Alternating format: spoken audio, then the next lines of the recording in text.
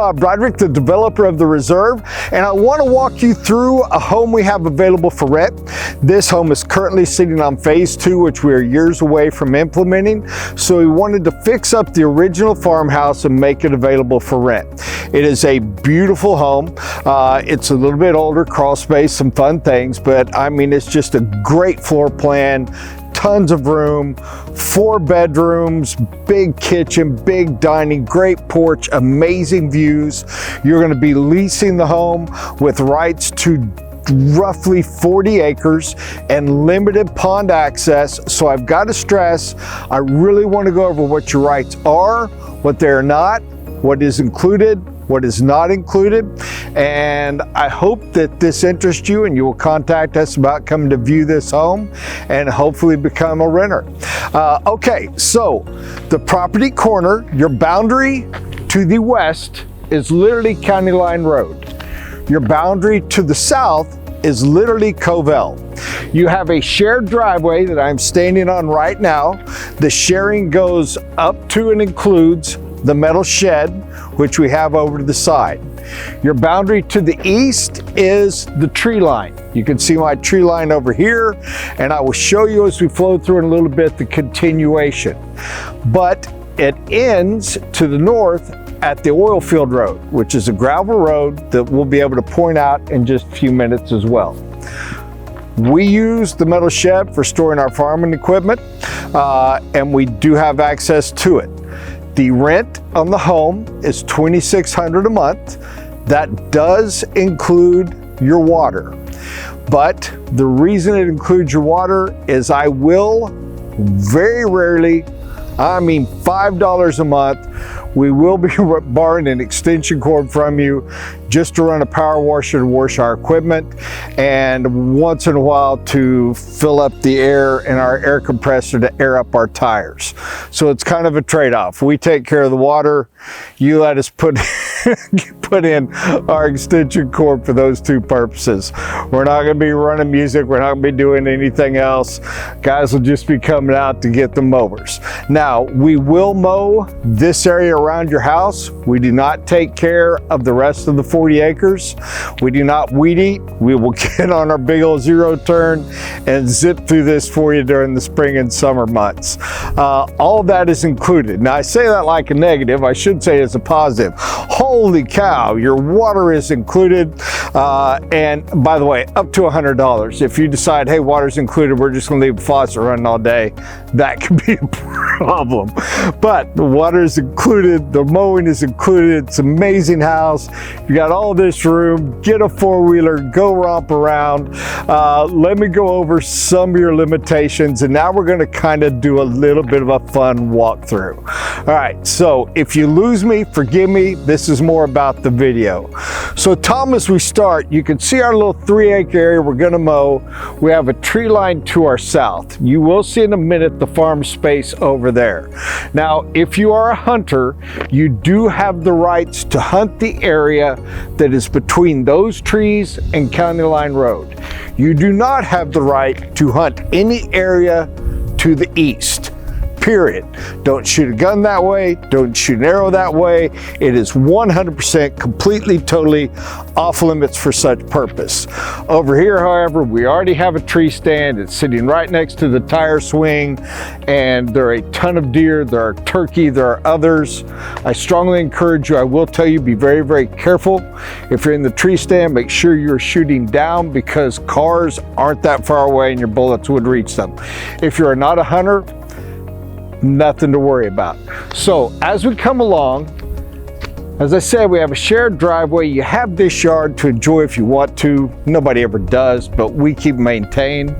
Your rights end at that property line. I cannot stress this enough. The phase 1 of the reserve is a very protected area. As you come through, as I mentioned, this old pole barn is ours that we do use accordingly. And Tom, you're probably gonna have to walk with me at this stage for some of what I want to show. Now, if you look, and Tom will have you zero in to the north, you're gonna see a tree line and you're gonna see a telephone pole. That is the end of the northern boundary. The tree line is right on the edge of the oil field road, and that is as far as you go that way. And again, I cannot stress enough, it's a lot of land, but it is limited to the land that is available. To our east, you can see the tree line. As I said, any rights you have to the east end there. As we are coming here, you have pond access on the edge of yours. It is a gorgeous 5-acre pond. It's a lot of money. It's stocked with, oh man, I think 10,000 fish. Just absolutely incredible, and you do have limited rights to it. And I cannot stress enough, limited rights. You have zero right to touch the dam. You're not to walk on the, and sorry if this sounds too harsh, you're not to walk on the dam. You're not ever to cross the dam. You're not to go in that area. You have up to the water line, up to the border of the dam, and that is it. The pond is not for kayaking, it is not for boating, it is for enjoying and being able to fish, and you do have a right to fish from this side. I do want to say, however, the residents of Phase 1 also have rights to that portion. You are being granted access to their property, they are not being granted access to yours. I hope that is very, very clear. If a problem arises, your access to that property would be revoked. So I want you to be able to enjoy it. Your view is absolutely mind-blowingly gorgeous and amazing, but I do have to be clear, it is a limited access right. Now, as we come on around, we're gonna walk up, and I know this is too long a video, but if you're interested, you're probably still with me. So we're gonna walk on up and we're gonna see the house. As I said, it's a great house, and we're gonna go inside. I'm not gonna make you listen to me ramble. I'm just gonna kind of tell you, and then we'll fill it in with some still photos. But your view from that bay window in the living room is just absolutely mind-blowing. As we are coming on back, this is your back porch. I'm not going to say the deck isn't old, but it is solid and it is beautiful. Sitting right there, and you got a huge old deck, plenty of room, throw out a grill, fantastic 2-car garage. Got a little burn pit out here if you ever want or need to use it, but there is public trash. And this big field is what I say is available. If you're a hunter, have a great time. If you've got a horse, and I don't know where you keep it, but it's a heck of a deal. If you're a guy that likes to ride around on a 4-wheeler, that is your area. Now, let me stress a couple things on pets. No loud pets. That means no super crazy barking dogs. Rooster can be discussed, but right now not allowed. Donkeys, not allowed. Nobody wants woken up to hee-hawing. This, however, I have to follow up with pets. If you have dogs, and I hope you do, you're certainly welcome to. They are not allowed off your property at all. The limitations they have that I mentioned earlier are 100% limited to your pets. There are traps, there are poisons set up for coyotes and everything else.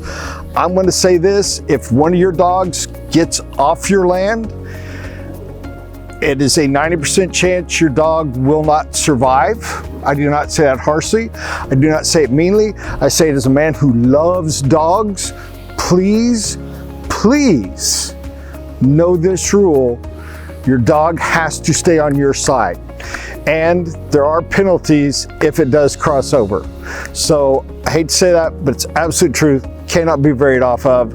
So I hope you have them, but put some kind of collars on them or fence them in and take them out to play when you're there to manage, to guarantee you keep them on your property. Because yes, I do not care. By the way, if you're on your pond access, you got a dog that wants to jump in, don't go roaming the whole thing, don't go letting him off, but you can throw a little toy out there, he can retrieve it and come back to you. but it's a lot of area for a big dog to play. I hope you do, but they're not to be cut loose, and they're absolutely 100% positively never to cross over onto phase one or other people's property. Sorry for covering that negative. So let's go over the interior and what you're getting ready to see. You will have the photos. The house is leased furnished. It is $2,600 a month, as I said. If you are needing to do month to month, that price goes up according to what we're looking at, who's paying. I know there are a lot of people that love the furnished homes and they need them because of a big remodel or an insurance thing or whatever, or you're short term coming in, finish a home. We're very happy to visit with you. Of course, the shorter the term, the higher the rent accordingly, and if we need to cover the utilities. So there's a lot of things to take into account. We will discuss it with you. And you do have doggy doors, you'll notice in the kitchen. The kitchen is very large. It does have room for a kitchenette if you want. We only have a dining table in the dining area. You have a good sized living room, big TV set up over your fireplace, and please notice the gorgeous view out the window. As we come back through, you have a very large master bedroom, two super large kids' bedrooms, and one room that we have a day bed in that works as a bedroom. It was originally meant as an office, so it's a dual use as you see fit.